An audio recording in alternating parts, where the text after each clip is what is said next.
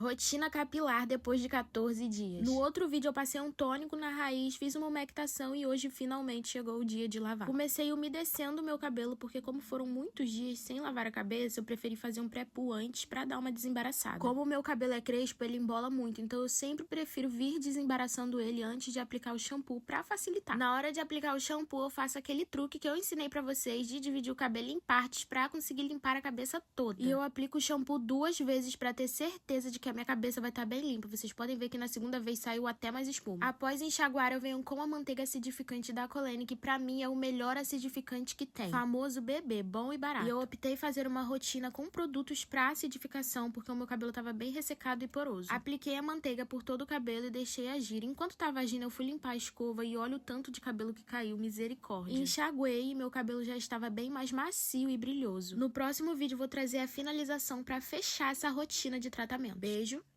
e tchau!